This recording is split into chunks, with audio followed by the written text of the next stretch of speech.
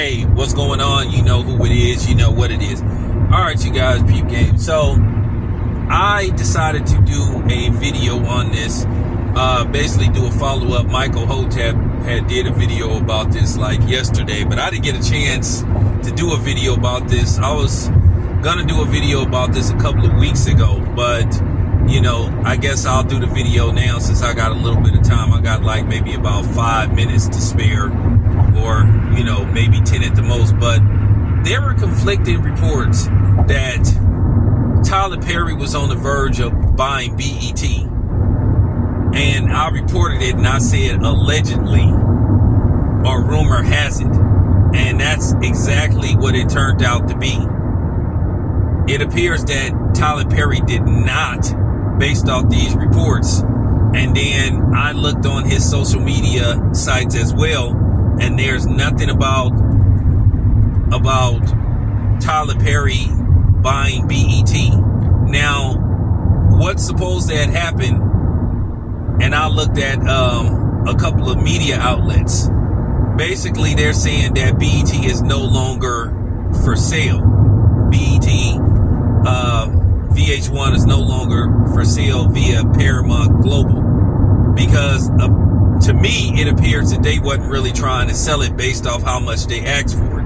Now it appears that Paramount Global was seeking $3 billion to relinquish and sell the rights to BET / VH1. And basically, Tyler Perry allegedly put up a bid for $2 billion. And they supposed to tried to auction it off, and Tyler Perry put up the highest bid, and basically nobody would match the $3 billion that Paramount Global was allegedly asking for it.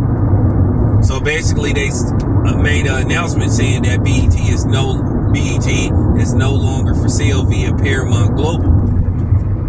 Now, to me, I did a short talking about this, and to me, it appears to me, based off what they were asking for it, I don't think they were really trying to sell it. I think it was more of a PR move to make it look like they were trying to sell it and trying to get BET back into the ownership of black people, and that they wanted black ownership. Now, from my knowledge, Deborah Lee is still the CEO.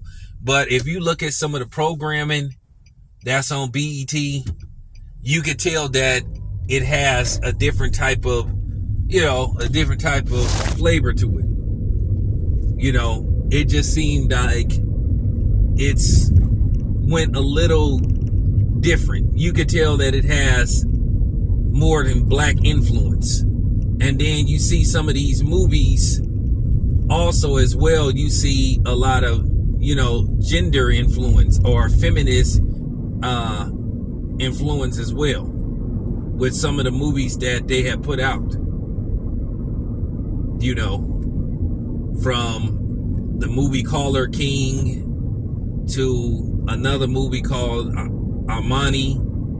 So you see what's going on. And I really feel like they don't have to go that direction where they're just trying to, you look at the overall direction and depiction of what they're doing in TV. They're just trying to shame, men, and in particularly black men, for being men. That's why I'll call it straight shaming. And if you look at some of the stuff they're pushing, you'll understand where I'm coming from. Now, me, myself, it just seemed like it was cap. That they really wasn't really trying to sell BET. Now, keep in mind, Bob Johnson sold it for around $1 billion and some change. I think back in 2019, 99, somewhere in between then. And I understand, like, based off inflation, if you want $2 billion for it, but they ask for $3 billion, and then expect people to come up with $3 billion, and I know people gonna say, well, why don't all these celebrities put their money together and try to acquire it? That's the problem. All these celebrities. And like I said before, I would like for BET to be back in the ownership of, of a black person or black people's hands. But when you look at Tyler Perry and you look at some of the programming Tyler Perry has, put on BET and BET Plus, it kind of make you like, and I'm going to speak on that as well. But to me, this comes across to me that it was really, to me, a condescending for sale notification from Paramount Global that they really wasn't trying to sell BET, because they knew in all likelihood that they wasn't going to be able to get $3 billion for that. So I'm just saying, I don't believe they were really trying to sell it. It's sort of like,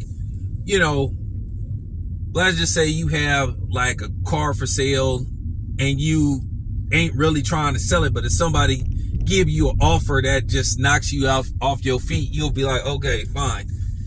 And I'll give you another example before I end this stream. Like as far as my shoes go, I remember I bought those Penny Hardaway shoes.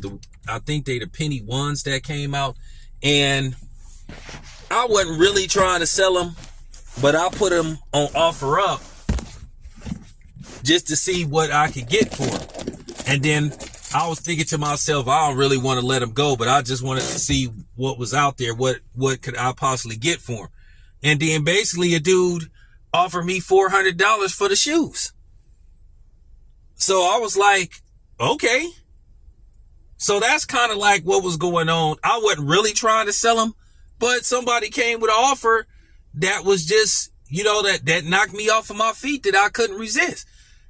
Right now, you can't resell certain type of Jordans for $400, and he offered me $400. So that's what I think Paramount was really trying to do.